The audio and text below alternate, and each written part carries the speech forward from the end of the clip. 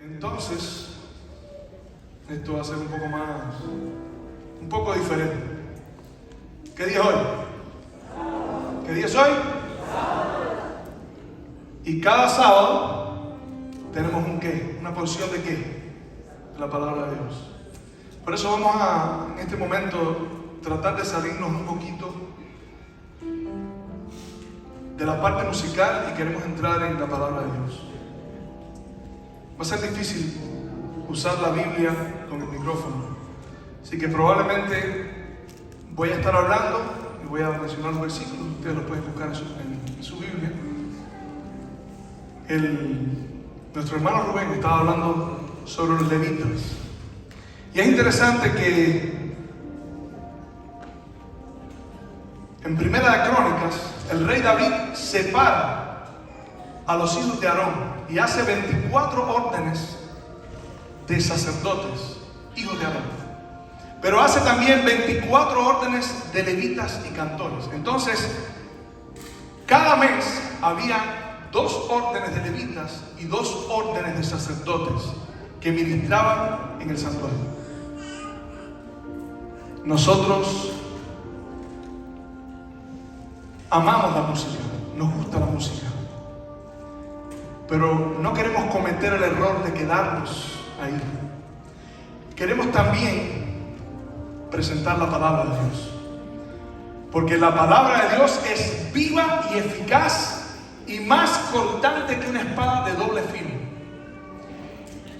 Y corta, y cuando la palabra de Dios corta, a veces no es lo que queremos escuchar, a veces no es agradable. Pero la Biblia dice que aunque al principio no es motivo de gozo, sin embargo después produce ¿qué cosa? Fruto. Y yo quiero que me regales 15 minutos de tu tiempo, solamente 15 minutos. Después de eso te puedes levantar. No quiero ver a nadie levantándose antes de ese momento, por favor, porque lo voy a ir a buscar. No, mentira. Siendo que el tiempo es tan corto, yo quiero pasarte un consejo del apóstol Pablo. Y este consejo está en el contexto de todo lo que la Biblia enseña. El propósito principal de la palabra de Dios es restaurar al hombre, restaurar la imagen de Dios que se perdió en el hombre y sacarlo para siempre de la esclavitud del pecado y de la esclavitud de las consecuencias del pecado. Por eso Pablo dice: no menosprecies la disciplina del Señor. Y yo he escuchado muchas veces a la gente decir: hermano, que Dios te bendiga. Cada vez que usted lo saludan esta mañana, ¿cuántas veces alguien le dijo: hermano, Dios te bendiga? ¿Alguien le dijo Dios te bendiga? Probablemente.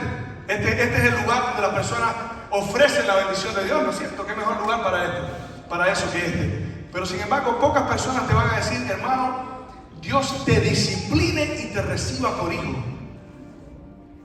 Ni yo mismo había dicho eso nunca hasta ahora que estaba haciendo este tema. Y a un amigo mío le dije: hermano, me dice: hermano, que Dios te bendiga. Y le dije: que el Señor te discipline y te reciba por hijo. ¿Sabes por qué? Porque no hay bendición sin disciplina. Y esto es algo que el apóstol Pablo está tratando de explicarle a las personas del libro de Hebreos. El versículo que tenía para esta mañana comenzar está en el capítulo 12 del libro de Hebreos, del 4 en adelante. Dice: porque aún no habéis luchado hasta la sangre, combatiendo contra el pecado, y ya se les olvidó el consejo que como a hijos se os dirige, diciendo: no menosprecies la disciplina del Señor. Y yo te quiero decir en esta mañana: no menosprecies la disciplina del Señor, porque Dios te va a salvar. Tú puedes venir a Dios como tú quieras, tú puedes venir anhelando lo que tú quieras. Yo vine a la iglesia por un batido, por un poco de helado.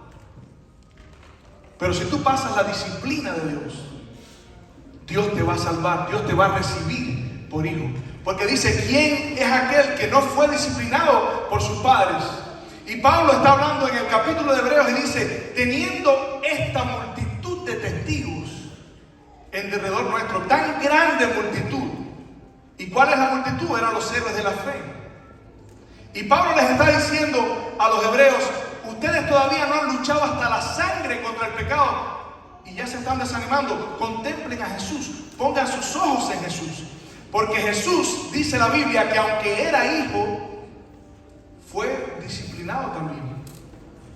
Y dice la Biblia que aprendió obediencia por lo que padeció. Y a veces nosotros queremos al Cristo de los milagros, pero no queremos al Cristo de la cruz. Pero es que sin cruz no hay resurrección. Y si Cristo no resucitó, dice Pablo, estamos en nuestros pecados. Yo siempre me pregunté por qué José, después que José comenzó su ministerio, ¿cuántos conocen la historia de José? A ver. José comenzó su ministerio con 2 sueños que el Espíritu le dio. Inmediatamente que recibió los sueños, comenzó a ser perseguido por los hermanos. La Biblia dice que fue en la bendición que Jacob, su padre, da. Dice, lo aborrecieron los arqueros, mostrando el odio y la rabia que se viró contra ese muchacho a causa de esos sueños. Recién empezó su ministerio Moisés. Moisés decidió empezar su ministerio matando a un egipcio. Ahí comenzó su ministerio. Y tuvo que ir 40 años al desierto. José se pasó casi 20 años. Moisés se pasó casi unos 40 años en el desierto. David fue ungido por el Espíritu Santo, por el cuerno del profeta Samuel. Y tuvo que salir huyendo también 15, 16, 17 años. ¿No les parece como que hay un patrón? Y sí, hay un patrón.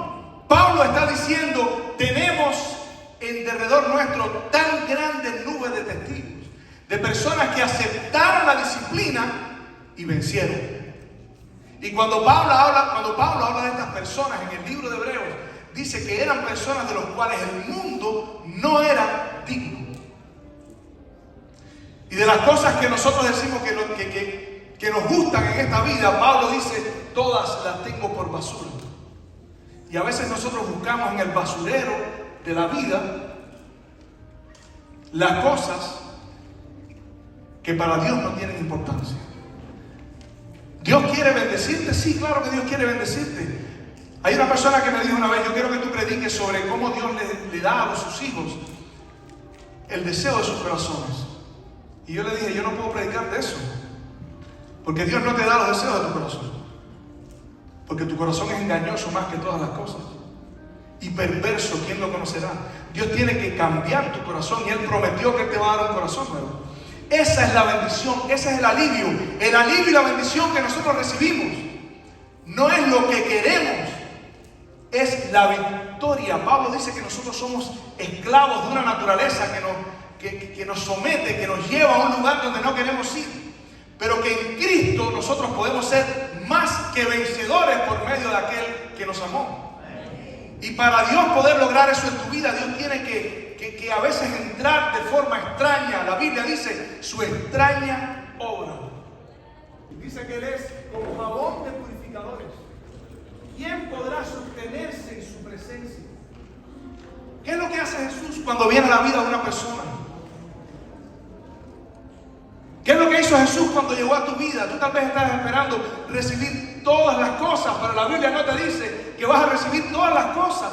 Él te dice, buscad primeramente el reino de Dios y su justicia, y todas las cosas os serán añadidas. Y esto es un patrón, familia. Dios no tiene límites para bendecirte, pero la bendición más grande que Dios quiere darte es la victoria sobre ti mismo, sobre el pecado que gobierna tu vida. Y eso es lo que Jesús dice cuando dice, al que venciere, yo le daré que se siente conmigo. Al que venciere le daré una corona. Eso es lo que Jesús está diciendo. Y la base, la esencia del plan de la redención está sobre el Espíritu Santo. Los discípulos recibieron el Espíritu Santo. Jesús dijo, yo les voy a dejar el Consolador. ¿Para qué Jesús deja el Consolador? Para que te convenza, para que te corrija, para que te enseñe, para que te instruya, para que te guíe, para que te cambie. Esa es la obra del Espíritu Santo. Por eso a veces tenemos que ser llevados al desierto por el Espíritu. Pasó con los discípulos, pasó con Esteban, pasó con Pablo. Cada vez que una persona era llena del Espíritu Santo, había problemas.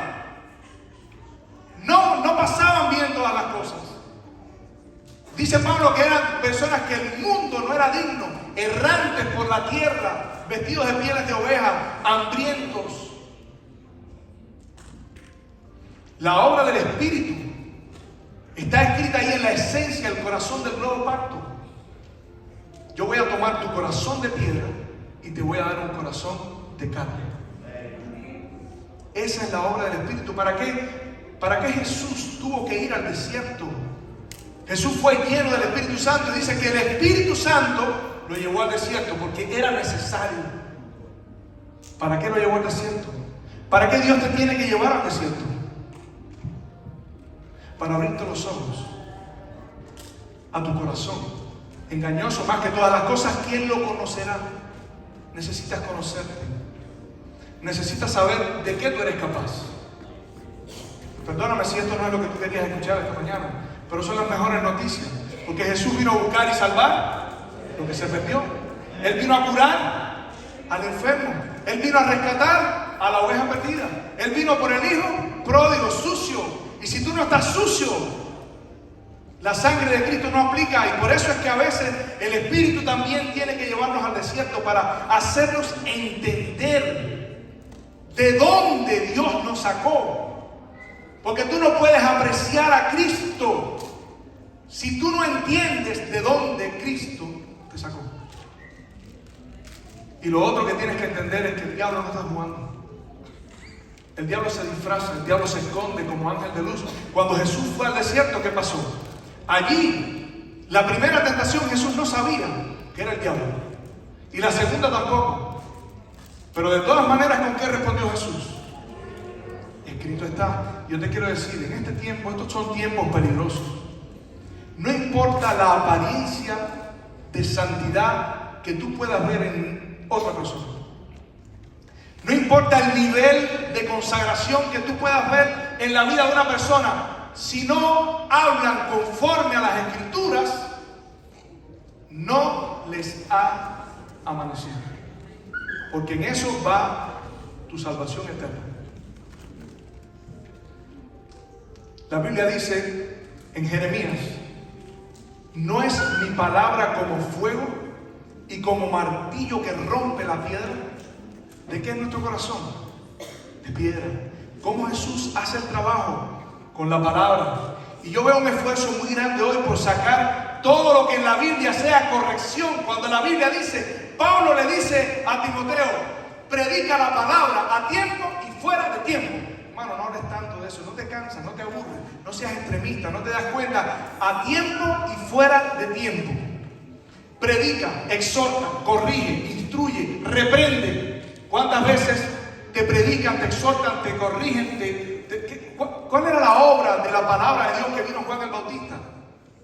Yo soy una voz que clama en el desierto. ¿Qué dice? Enderezar el camino.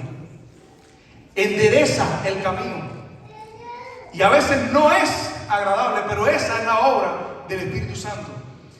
Y hay una historia que a mí me gusta mucho, es la historia del rey Josías. Dice que desde temprano él comenzó a buscar a Dios. Desde temprano.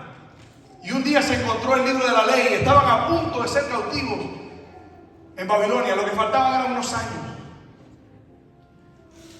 Y cuando el rey escuchó la lectura de la ley, la Biblia dice que rasgó sus vestiduras. Se humilló y llamó a la profetisa Hulda para consultarla por palabra de Dios. ¿Saben lo que dijo la profetisa Hulda? Dijo, he aquí yo traigo todo el mal. ¿Qué fue lo que leyó Josías? Las maldiciones del libro de Deuteronomio. Porque a causa de su desobediencia, ellos habían atraído las maldiciones del libro de Deuteronomio. Y ahora Hulda, hablando de parte de Dios, dice, he aquí yo traigo todo el mal que he escrito en la ley. Pero dice, pero de ti, oh rey, que escuchaste la palabra, por cuanto rasgaste tus vestidos, y escuchen esto, por cuanto se enterneció tu corazón. ¿Quién quiere tener un corazón tierno en esta mañana? Un corazón hecho tierno por el Espíritu Santo. ¿Saben cómo Dios lo hace? A través de la corrección de su palabra. Dios te ama Qué lindo el amor de Dios. Sí, el amor de Dios. Jesús dice, yo castigo y reprendo a los que amo. Sí, es el amor de Dios, pero no es el amor de Dios que escuchamos hoy en día. No es el amor de las telenovelas, no es el amor de las películas. Es un amor que está dispuesto a hacerte pasar por la disciplina para que puedas ser salvo. No menosprecies la disciplina del Señor. No la menosprecies. Porque Dios te va a hacer pasar por la disciplina. En el libro de Génesis tenemos una historia, no una historia, una ilustración, que es la bendición de Jacob para sus hijos. Y yo quiero invitarte, cuando tengas una oportunidad, busca Génesis capítulo 49. En Génesis capítulo 49, Él va bendiciendo a sus hijos. Y cada una de esas bendiciones es una característica del ministerio de Jesús. El león, Judá, cachorro de león. ¿Quién es el león de la tribu de Judá? Jesús. Que lavó en el jugo de uva sus vestidos. ¿Quién es aquel que viene con sus vestidos manchados? Zabulón, Neftalí. Dice, oh Zabulón y Neftalí, tierra del mar, Galilea de los gentiles, el lugar del ministerio de Jesús. Oh, el pan de Aser. ¿Quién es el pan de vida? Jesús. José, rama fructífera. ¿Quién es la vid? Jesús. Dice, lo aborrecieron los arqueros. ¿A quién aborrecían en el Nuevo Testamento? A Jesús. ¿Por qué lo aborrecían? Porque hacía lo mismo que José. Testificaba que sus obras eran malas. Y Jesús dice, no puede el mundo aborrecerlos a ustedes, pero a mí me aborrece. Entonces, todas esas son características del ministerio de Jesús, pero hay una específicamente que me ayuda a mí a entender cómo es este proceso de restauración de Dios. Y es la descripción para Benjamín. Y cuando habla de Benjamín, dice Benjamín, lobo arrebatador.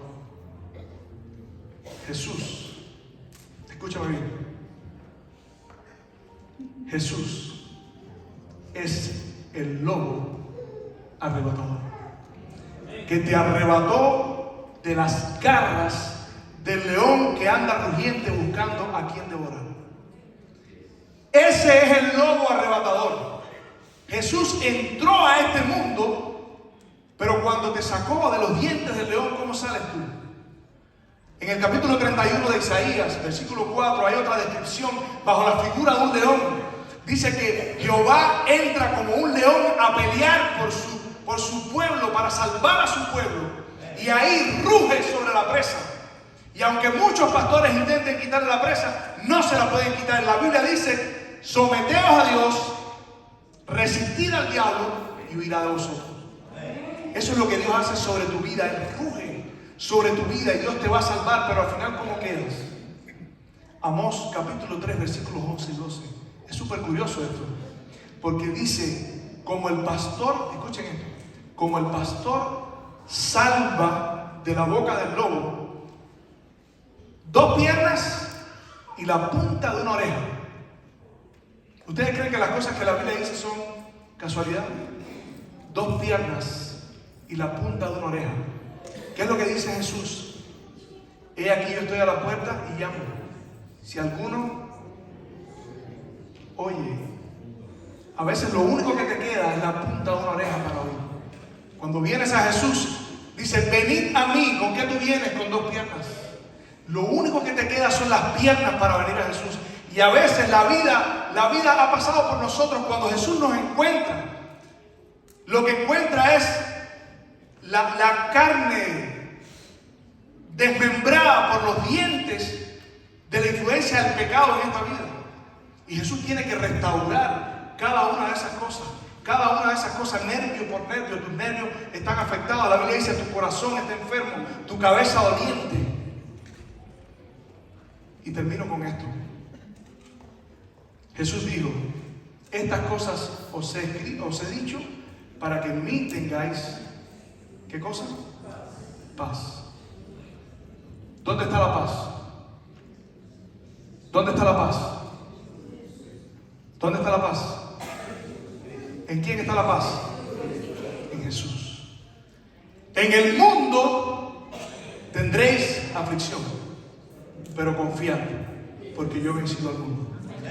Y esa ilustración yo quiero pensar que Jesús la sacó de Génesis, donde le dijo a Adán y Eva: maldita será la tierra por tu causa.